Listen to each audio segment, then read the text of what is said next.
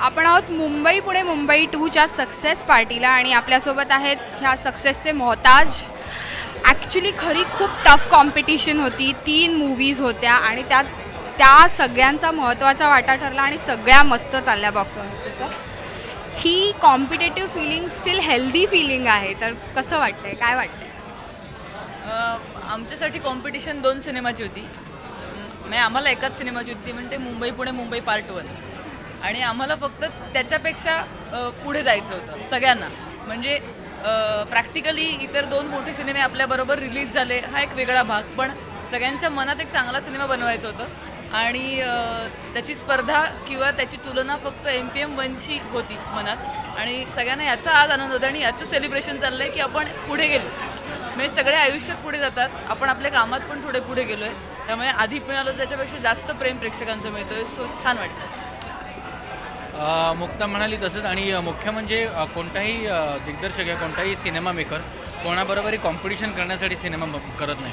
आपला सिनेमा, आपलं काम किती चोख असेल आणि आपला सिनेमा किती व्यवस्थित चांगल्या पद्धतीने प्रेक्षकांपर्यंत पोहोचेल ह्याची तो नेहमी काळजी घेत असतो. आम्हीसुद्धा तेच केलं आणि रसिक प्रेक्षकांनी भरभरून प्रेम दिलं आहे. माझ्या निर्मात्यांचं कौतुक करीन ज्या पद्धतीने त्यांनी प्रमोट केली आहे फिल्म, ज्या पद्धतीने मार्केट केली आहे. पहिल्या 3 दिवसासाठी ते खूप महत्त्वाचं असतं, पण नंतर त्याचं कॉन्टेंट वर्क होतं. मी माझ्या लेखकाला, माझी लेखिका अश्विनी, तिला कंप्लीट कॉम्प्लिमेंट्स देईन. माझ्या म्युझिक डिरेक्टर्सना त्याचं सगळं श्रेय देईन.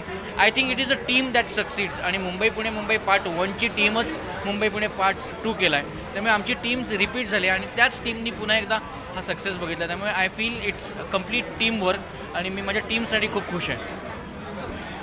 ॲब्सल्युटली. मुक्तान सतीश म्हणली तसं की आमची इच्छा इतकीच होती की MPM 1चा सिक्वल जेव्हा करू तेव्हा एक फ्रँचाईज हिट आहे आणि त्याचा सिक्वल करायचा म्हणून सिक्वल नको करूया. जर आपण ती गोष्ट पुढे तितक्या जस्टिफिकेशन सकट मांडू शकलो आणि जर आपण खऱ्या अर्थाने ह्यांचं पुढे काय झालं ही गोष्ट रंजक करून सांगू शकलो तरच आपण सिक्वल करूया. हे पहिल्या दिवसापासून सतीश आणि निर्मात्यांचा थॉट होता.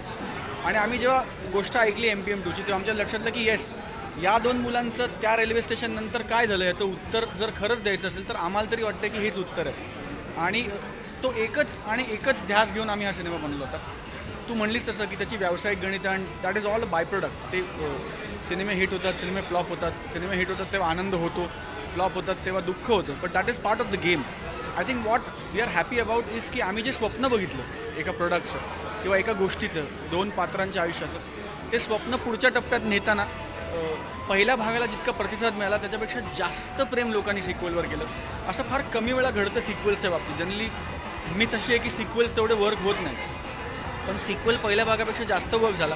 सो मच सो की ज्या ऊर्जेतनं सिक्वल अनाऊन्स झाला होता की लोकांनी आम्हाला विचारलं होतं की ह्याचं मग काय झालं पुढे, त्या ऊर्जेतनं तो सिक्वल जन्माला आला. आज त्या ऊर्जेतनंच MPM 3ची अनाऊन्समेंट झाली. आय थिंक ह्याच्यापेक्षा जास्त आनंदाची गोष्ट किंवा ह्याच्यापेक्षा जास्त चांगली पावती लोकांना आवडला सिनेमा ह्याची आम्हाला मेकर्स म्हणून मिळू शकत नाही. And we are extremely happy.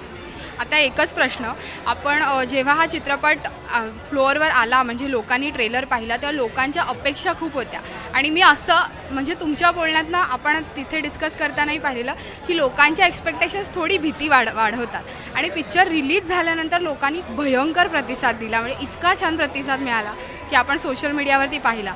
तर तेव्हाची भीती आणि नंतर लोकांची रिॲक्शन, हे कसं फिलिंग?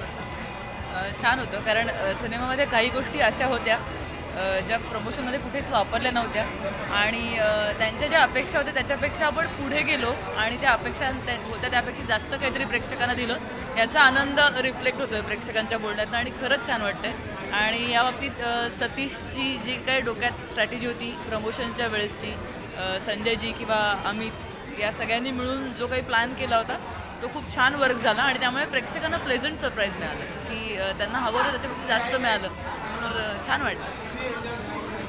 एक डिरेक्टर म्हणून जेव्हा आपण एखादी गोष्ट ठरवतो तेव्हा ती गोष्ट तुम्हाला मोटिवेट करत असते, पण ती गोष्ट स्क्रीनवर आल्यानंतर ती रसिकांनासुद्धा तेवढीच आवडेल, तेवढीच खेळून ठेवेल आणि आपल्याला जे सांगायचं आहे ते रसिकांनासुद्धा तितकंच आवडणं हा प्रोसेस खूप महत्त्वाचा आहे आणि ही खूप मोठी कॉम्प्लिमेंट आहे. आम्ही सिनेमात जे सांगितलं ते रसिक प्रेक्षकांनी स्वतःबरोबर असोसिएट केलं आणि असोसिएट केल्यामुळे आज मी आज 4थ्यांदी बघतोय, 5व्यांदी बघतोय असे जेव्हा मेसेजेस सोशल नेटवर्कवर मिळतात किंवा पर्सनली भेटूनसुद्धा. एक उदाहरण देईन. माझ्या आईची मैत्रीण आहे, तिने आईला फोन करून सांगितलं की सिनेमा संपल्यानंतर माझ्या मुलीने सांगितले, आई आता तू माझ्यासाठी मुलं बघायला हरकत नाही, कारण का मला माहिती आहे अख्ख्या प्रोसेसमध्ये किती त्रास होतो. तर कुठेतरी ना सिनेमा बघितल्यानंतर लोक असोसिएट करतात आणि हे खूप यश आहे ह्या सिनेमाचं, की लोकांना ते आवडतं आहे, लोकांना ते आपलं वाटतं आहे. त्यामुळे जेव्हा आपण एखादी गोष्ट लिहायला सुरुवात करतो तिथून ते इथपर्यंतचा हा सगळा प्रोसेस खूप यशस्वी वाटतो आणि त्याच्यामुळे खरंच खूप आनंदी वाटतो. हां ॲब्सोल्युटली. मला असं वाटतं की अपेक्षांची भीती जी असते ती नेगेटिव्ह किंवा ती काय म्हणू आपण, negative is the wrong word. ती जी भीती आहे ती ॲक्च्युली जर करेक्ट चॅनलाइज झाली तर त्याचा फायनल प्रोडक्टला फायदाच होतो.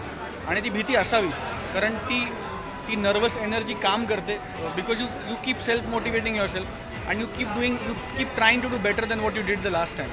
आणि त्या नर्वस एनर्जीचा आम्हाला पण खूप फायदा झाला, कारण आम्ही प्रत्येक पाऊल टाकताना we were dead sure, twice, thrice, 4 times. उदाहरण सांगायचं तर या सिनेमाचा जो शूट केलेला ड्राफ्ट आहे तो 32वा ड्राफ्ट आहे. जो सिनेमा तुम्ही स्क्रीनवर बघता तो 32वा ड्राफ्ट आहे फिल्मचा. So that goes to show की किती भीती असेल सतीशला टू गेट इट राईट. पण ती भीती त्यांनी चॅनलाइज इतकी पॉझिटिव्हली केली की ती भीती, त्या भीतीतनं निष्कर्ष असा निघाला की ते लोकांना खूप आवडलं. आणि मला असं वाटतं की कितीही मोठा मेकर, कितीही मोठा ॲक्टर, कितीही मोठी ॲक्ट्रेस का असे ना, गुरुवार रात्री सगळ्यांना भीती वाटतेच. आता एक शेवटचा प्रश्न सर तुम्हाला, A2 पार्ट 2साठी 5 वर्ष वाट पाहिली, 3साठी ज्या दिवशी माझी स्क्रिप्टबद्दल खात्री ठरेल की हो ही स्क्रिप्ट भाग 3साठी योग्य आहे, त्या दिवशी मी ती स्वप्नील आणि मुक्ताला ऐकवीन. आणि आम्हाला तिघांना ज्या क्षणी ती करेक्ट वाटेल त्याच्या 1 महिन्यात आम्ही शूटिंग सुरू. Thank you so much and all the best for part 3. Thank you so much and thank you to you guys also. आवर्जून मीडियाला धन्यवाद देतो आम्ही सगळे आज. तुम्ही ज्या पद्धतीने सिनेमा उचलून धरलात, ज्या पद्धतीनं तुम्ही हातचं राखून काही केलं नाही, तुम्ही अत्यंत मोकळ्या मनाने हा सिनेमा मोठा केलात. आणि तुमच्याशिवाय हा सिनेमा आम्ही रसिका प्रेक्षकांपर्यंत इतक्या ताकदीने पोहोचवू शकलो नसतो. सो आमच्या संपूर्ण टीमतर्फे तुमच्या सगळ्यांचे मनपूर्वक आभार आणि तुमचे मनपूर्वक आभार. Thank you so much.